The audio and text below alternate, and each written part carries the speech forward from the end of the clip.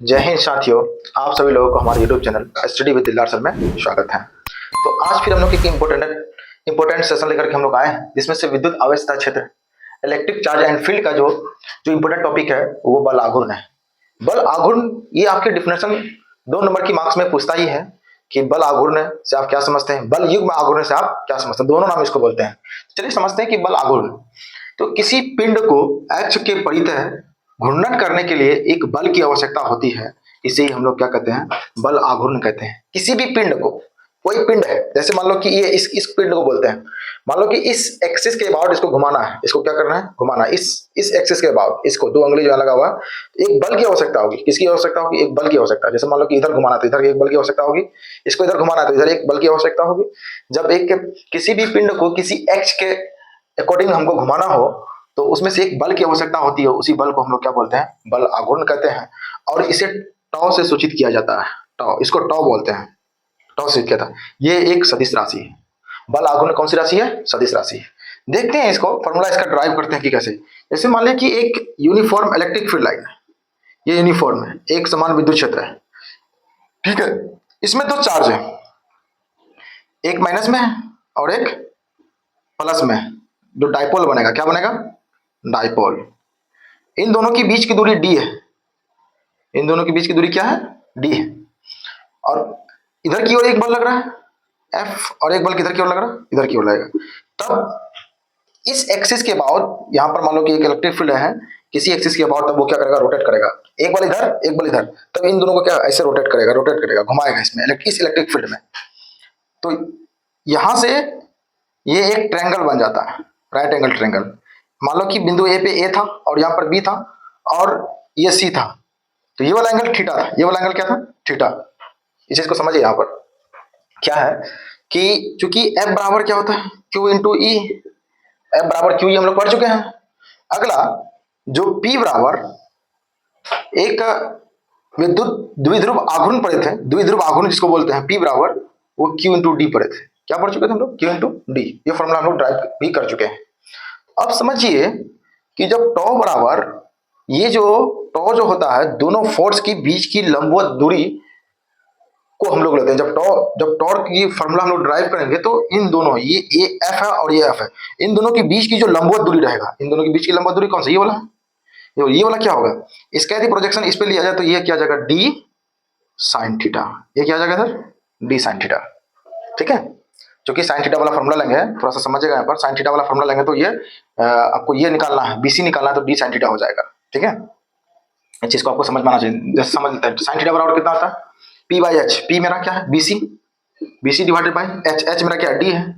तो बीसी का मान कितना निकल के आ जाएगा? D sine theta. यही बीसी, यही बीसी ना, डी साइन थीटा निकला कि नहीं निकला? इन दोनों के बीच की दूरी डी साइन थीटा। ठीक है। तो अब टॉर्क जो होता है फॉर्मूला, एक फोर्स होता है, फोर्स इंटू इन दोनों की बीच की दूरी, इन दोनों की बीच की दूरी क्या है? लंबवत दूरी कितना है? D sine theta. हमेशा याद रखिएगा कि जो टॉर्क जो हम लोग फॉर्मूला जो लिखेंगे, तो उस फॉर्मूला में टॉर्क में जो दूरी आएगा वो हमेशा क्या आएगा कि दोनों फोर्स के बीच की लंबवत दूरी आएगा। ये डी साइन थीटा क्या है? लंबवत दूरी है। चलिए अब जब इसको यहां से आगे देखेंगे, टॉ बराबर एफ डी साइन थीटा। जैसे एफ का मान क्या है देखिए तो, एफ का मान क्यू ई, एफ का मान Q E D sine theta, Q E D sine theta. अगला देखिए टॉ बराबर क्यू डी को एक साथ लेके आओ, Q D E sine theta. Q D को क्या लिख सकते हैं? क्यू डी को क्या लिख सकते हैं? क्यू डी को पी लिख सकते हैं। क्या लिखेंगे? P E sine theta. ये आपका आ गया टॉ बराबर, टॉर्क बराबर पी ई साइन थीटा। इसको यदि सदिश रूप लिखा जाए, इसका सदिश रूप, सदिश रूप समझिए। इसका सदिश रूप क्या है? इसको मिटा देते हैं। इसका सदिश रूप टॉ वेक्टर बराबर पी क्रॉस ई, पी क्रॉस ई। क्योंकि पी ई साइन थीटा क्या होता है? जैसे ए बी साइन थीटा है तो वो कितने किस में चल जाएगा? वेक्टर में बदलेंगे तो ए क्रॉस बी। ठीक है। ए बी साइन थीटा को हम लोग सदिश रूप में, वेक्टर रूप में ए क्रॉस बी लिख सकते हैं, ए वेक्टर क्रॉस बी वेक्टर। तो वही है, पी ई साइन थीटा है तो इसको वेक्टर फॉर्म में लिखे हैं, tau vector is equal to P vector cross E vector. ये आपका सदिश रूप में आ जाएगा। अब ये सदिश रूप में आपको पूछता है कि क्या, कि निम्न में से टॉर्क का सूत्र क्या है? तो आपको P क्रॉस E दे देगा या E क्रॉस P दे देगा। तो ये आपको समझ में आना चाहिए क्या। तो इसको याद करने का तरीका याद रखिएगा, फोन पे। क्या याद रखिएगा, फोन पे, जिसमें से पे आ जाएगा, जिस फॉर्मूला में पे रहेगा, फोन पे रहेगा, पे रहेगा, गूगल पे रहेगा, समझेंगे वो टॉर्क का फॉर्मूला है। किसका फॉर्मूला है, टॉर्क का फॉर्मूला है। पे से आप इस शब्द को याद रख सकते हैं, ठीक है, पे से। चलिए इसको नोट कीजिए। तब इसकी मात्रक को देखते हैं। टॉर्क की मात्रक मतलब बल आघूर्ण की मात्रक। बल आघूर्ण की मात्रक क्या आ जाएगा, समझेगा। बल आघूर्ण की मात्रक सीधे आपको पहला जो फॉर्मूला लिखे हम लोग क्या, कि टॉ बराबर एफ डी साइन थीटा। देखो टॉ का जो मात्रक होगा क्या होगा, यहीं से बताइए। टॉ का मात्रक, बल का मात्रक क्या होता है, न्यूटन, और डी का, डी कोई दूरी है तो मीटर, साइन थीटा का कोई मात्रक, किसी भी कांस्टेंट का कोई मात्रक, साइन थीटा कांस्टेंट रेशियो तो उसका कोई मात्रक नहीं होगा। टॉ का मात्रक क्या आ जाएगा, न्यूटन मीटर। टॉ का मात्रक न्यूटन मीटर, याद रखिएगा, ये इंपॉर्टेंट है, पूछता है न्यूटन मीटर, ठीक है। अब चलिए इसकी विमा, टॉ की विमा देखिए, टॉ बराबर भाई F into D sine theta. यहां से हमको लिखने विमा निकालने में आसान होगा। टॉ, टॉ को हम लोग स्क्वायर ब्रैकेट, जिसकी विमा निकालना उसको स्क्वायर ब्रैकेट में देना है। बल का विमा क्या होगा, M L T minus two, और डी का एल, साइन थीटा की कोई विमा नहीं होगी। तो टॉ का विमा क्या निकल के आया बाबू, M L square T minus two निकल के आया। ये दोनों आप विमा और मात्रक, जितने भी फॉर्मूला है विमा और मात्रक याद रखेंगे, ये एग्जाम में 5 से 6 नंबर मिनिमम बोल रहे हैं, मैक्सिमम 10-12 भी पूछता है, ठीक है। तो मिनिमम 5 से 6 नंबर कहीं जाने वाला नहीं है। पूरी फिजिक्स में आप जितना भी विमा है आप और मात्रक है, सारी चीज को याद रखें। तो टॉर्क के बाद जो अगला टॉपिक आया इलेक्ट्रिक फ्लक्स। इस इलेक्ट्रिक फ्लक्स को, विद्युत फ्लक्स को समझने के बाद तब हम लोग समझेंगे कि गॉस के नियम को समझेंगे, कि गॉस का नियम क्या था, उसका अनुप्रयोग क्या था, उसको समझेंगे। तो समझिए यहाँ पर क्या है, किसी क्षेत्रफल से लंबवत गुजरने वाली कुल विद्युत क्षेत्र रेखाओं की संख्या को विद्युत फ्लक्स कहते हैं। कोई क्षेत्रफल है, किसी भी, मान लो कि एक क्षेत्रफल है, इस क्षेत्रफल से जो लंबवत विद्युत क्षेत्र रेखाएं गुजरेगी, ऐसे लंबवत 90 डिग्री पे, ये लंबवत ऐसे ऐसे निकलेगी, ऐसे निकलेगी लंबवत। तो जो लंबवत इलेक्ट्रिक फील्ड लाइंस गुजरेगी तो उसी को हम लोग क्या कहेंगे, विद्युत फ्लक्स कहते हैं। इलेक्ट्रिक फील्ड्स मतलब कि electric field line passing through perpendicular on a surface is called electric flux. और अच्छा, इलेक्ट्रिक फ्लक्स को हम लोग फाई ई से सूचित किया जाता है, इसे। और यह कौन सी राशि है, अदिश राशि है, ठीक है। अब इसकी फॉर्मूला को समझते हैं कि डी फाई, छोटा सा फाई हम लोग समझेंगे छोटा सा एरिया के लिए, इस छोटा सा एरिया के लिए, ठीक है। ये 3D है, ये जो गोला जो बनाए हम लोग 3D बनाए हैं, ये छोटा सा एरिया के लिए। अब जो एरिया जो प्रोजेक्शन होना चाहिए वो किसकी डायरेक्शन पे, इलेक्ट्रिक फील्ड की डायरेक्शन पे। इसका यदि इस डायरेक्शन पे लेंगे तो क्या हो जाएगा, ds cos थीटा हो जाएगा। इसका इस डायरेक्शन में लेंगे तो क्या हो जाएगा, ds cos थीटा। तो यहां से क्या निकलेगा, e ds cos थीटा, ये आपका क्या निकलेगा, d फाई निकल जाएगा। तो d फाई e जो का फॉर्मूला मतलब छोटा सा फ्लक्स, छोटा सा भी काट के लिए छोटा सा, तो यहां से कितना आ जाएगा, e ds cos थीटा। ये आपका याद रखिएगा इसको, ds cos थीटा। अब यदि इसको समाकलन के रूप में लिखा जाए, समाकलन मतलब इंटीग्रेशन के रूप में लिखा जाए, तो इंटीग्रेशन के रूप में इंटीग्रेशन का साइन देकर के बीच में क्या देंगे, गोल का साइन देंगे। गोल का साइन देने का मतलब क्या कि ये बंद पृष्ठ के लिए हम लोग करते हैं। किसके लिए करेंगे, बंद पृष्ठ के लिए। विद्युत फ्लक्स जो निकालेंगे हम लोग बंद पृष्ठ के लिए ही निकालते हैं।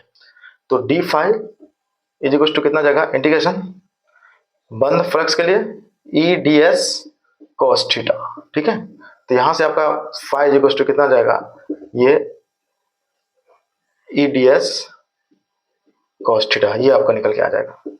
ये आप इस चीज को याद रखिएगा, ठीक है, इस चीज को याद रखना, D phi equal to E D S cos theta.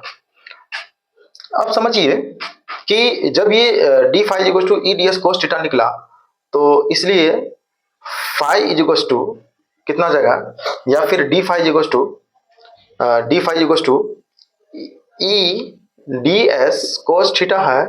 तो इसको यदि वेक्टर रूप में लिखा जाए तो ये कितना जाएगा, D phi E equal to E vector dot D S vector, E vector dot D S vector, ये वेक्टर सदिश रूप में E vector dot D S vector. क्यों, क्योंकि ए बी कोस थीटा को आप क्या लिख सकते हैं, A dot B, A vector dot B vector, जिसके साथ कोस थीटा आ जाता है प्रोडक्ट में, तो उसमें हम लोग डॉट प्रोडक्ट का यूज करते हैं। साइन थीटा आ जाता है उसमें हम लोग क्रॉस प्रोडक्ट का यूज करते हैं। तो इतना आप लोग नोट कीजिए। चलिए इसकी मात्रक को समझते हैं, फ्लक्स की मात्रक, चूंकि फाई बराबर क्या पढ़ चुके हम लोग, फाई डी फाई बराबर या फाई बराबर क्या, ई डी एस कॉस थीटा, ठीक है। तो डी फाई या फाई का जो मात्रक निकल के आएगा, क्या निकल के आएगा बताओ, इलेक्ट्रिक फील्ड का मात्रक क्या, न्यूटन बाय कूलम, न्यूटन पर कूलम होता है। डीएस, डीएस क्या है, एक एरिया था, डीएस क्या था, एक छोटा सा एरिया, छोटा सा क्षेत्रफल है ये, याद रखिएगा यहाँ पर, छोटा क्षेत्रफल है ये, डीएस छोटा क्षेत्रफल। और ई मेरा क्या था, इलेक्ट्रिक फील्ड था, विद्युत क्षेत्र था। डीएस एरिया, एरिया का क्या होगा, मीटर स्क्वायर। तो यहाँ से फाई का जो मात्रक निकला, न्यूटन पर कूलम मीटर स्क्वायर, इसको याद रखें, न्यूटन पर कूलम मीटर स्क्वायर। या फिर इसका एक और होता है वोल्ट मीटर, इसका दूसरा क्या होता है, वोल्ट मीटर, इसको भी याद रखिएगा, इसको भी याद रखिएगा, ठीक है, वोल्ट मीटर। विमा में बोले तो विद्युत फ्लक्स की विमा, क्योंकि फाई ई बराबर हम लोग क्या पढ़ चुके हैं, ई डी एस कोस थीटा, ठीक है। तो फाई ई बराबर, इसको क्या कीजिए, बड़ी ब्रैकेट में बन कीजिए, तो ई इसका क्या हो जाएगा, इसका होता है, आपको यदि एक और थोड़ा सा स्टेप लिख लेते हैं यहाँ थोड़ा, ताकि क्लियरेंस आ जाएगा कैसे ये विमा निकलता है। देखो इसको हम लोग क्या लिख सकते हैं, ई को F by Q D S cos theta, ठीक है। इसको हम लोग कैसे लिख सकते हैं, देखिए फाई, अब यहाँ से लिखिए, इसको स्क्वायर ब्रैकेट दीजिए, जिसकी विमा निकालना उसको स्क्वायर ब्रैकेट वर्ग कोष्टक में देना है इसको। आगे देखिए इसका कितना, M L T minus two force का, और आवेश का A T into D S क्षेत्रफल है, क्षेत्रफल का एल स्क्वायर, लंबाई गुना चौड़ाई दोनों का L into L, cos theta का कांस्टेंट, कोस थीटा का कोई विमा कोई मात्रक नहीं होता है। अब समझिए फाई ई का जो निकल के आ जाएगा, यही समझो, यहाँ कैलकुलेट करो, दिमाग लगाओ, यहाँ से कितना, एम एल क्यूब, टी ऊपर जाएगा तो टी माइनस थ्री, ए माइनस वन, ए ऊपर जाकर माइनस वन आ जाएगा, ये आ जाएगा आपका। इस चीज को भी याद रखना है। याद रखना क्या है कि निकालने का तरीका समझ लीजिए, याद रखने की जरूरत नहीं है। जब आपको निकालने का तरीका समझ में आएगा तो याद रखने की कोई जरूरत नहीं है। आप फार्मूला के साथ खेले खिलाना चाहिए, हमको याद नहीं है लेकिन हमको फार्मूला के साथ खेलने के लिए आता है कि कहाँ कौन सा फार्मूला यूज हो रहा है करके हम लोग चाहे मात्रक चाहे विमा निकाल सकते हैं। चलिए क्वेश्चन समझिए, क्वेश्चन में क्या है कि फाइव इक्वल्स टू कितना, 200 आई कैप प्लस 300 जे कैप वोल्ट पर मीटर, इलेक्ट्रिक फील्ड का हम लोग ये मात्रक बताया था। अगला देखिए इसको, ये आपका क्या है, जे कैप है ये 5 इंटू 10⁻³ जे कैप का मीटर स्क्वायर, क्योंकि एरिया वेक्टर भी एक सदिश राशि होती है, एरिया भी कौन सी राशि होती है, एक सदिश राशि होती है। जब हमको ये निकालना फाई ई इक्वल टू कितना होता है, ई डॉट एस हम लोग पढ़ चुके हैं, ई डॉट एस वेक्टर रूप में। अब देखिए ई का मान कितना है, 200 आई कैप प्लस 300 जे कैप, ठीक है, बहुत आसान क्वेश्चन है। डॉट गुणा का साइन नहीं देंगे, डॉट का साइन देंगे, 5 इंटू 10⁻³ जे कैप। अब देखिए यहां से यदि किया जाए तो कितना, जे डॉट आई या I dot J dot I या आई डॉट जे ये 0 होता है, ठीक है। सेम के साथ प्रोडक्ट 1 होगा, जे डॉट जे करेंगे तो 1 होगा, आई डॉट आई करेंगे तो 1 होगा, के डॉट के करेंगे तो 1 होगा। लेकिन जैसे ही डॉट अलग के साथ हो गया, जे डॉट आई हो गया या आई डॉट के हो गया या जे डॉट के हो गया, तो सभी के साथ क्या होने वाला है, 0 होने वाला है। लेकिन इसके साथ भी 0, क्योंकि जे डॉट जे इन दोनों को गुणा करने से कोई फर्क नहीं है, लेकिन 0 हो जाएगा ये, जे डॉट आई 0, लेकिन जे डॉट जे 1 5 15, 15 से गुना 10⁻³ ये आ जाएगा आपका इलेक्ट्रिक फील्ड वाला, ये वोल्ट मीटर दे दीजिए, क्योंकि इसमें वोल्ट मीटर में तो वोल्ट मीटर आ जाएगा, ये वोल्ट मीटर। अब देखिए फाइव इक्वल टू यहाँ से कितना, 2 जीरो इसमें से घटा दीजिए, एक माइनस में या प्लस में, तो कितना आ जाएगा, 15 गुना 10⁻³ वोल्ट मीटर, ये आपका -1 आ जाएगा, सॉरी -1 वोल्ट मीटर आ जाएगा ये, ठीक है। ये इसका, चलिए देखिए आवेश का सतत वितरण में पहला है कि रेखीय आवेश घनत्व। रेखीय आवेश घनत्व को हम लोग को लैम्डा बोलते हैं, लैम्डा बराबर कितना, Q/L, ठीक है, Q/L। इसकी जो मात्रक होगी समझेगा, इसकी जो मात्रक, इसका जो मात्रक होगा कूलम पर मीटर, इसकी विमा जो हो जाएगी, इसकी विमा लैम्डा की विमा, इसकी लैम्डा की विमा AT पर -1 ये हो जाएगा। अच्छा दूसरा क्या था, पृष्ठ आवेश घनत्व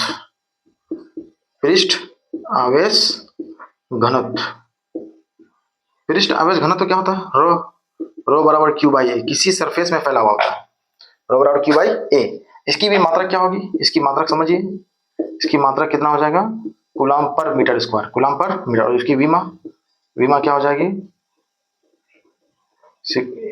सिग्मा की विमा हो जाएगी आपको ATL-2 ये हो जाएगी, सॉरी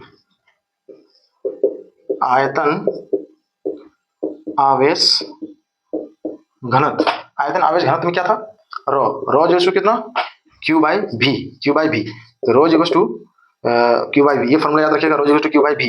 इसकी मात्रा क्या हो जाएगी, इसकी मात्रा हो जाएगी कूलम पर मीटर क्यूब, और विमा, इसकी विमा हो जाएगी, रो की जो विमा होगा वो AT L-3। देखो पहला का L-1, दूसरा का L-2 और तीसरा का L-3, है ना।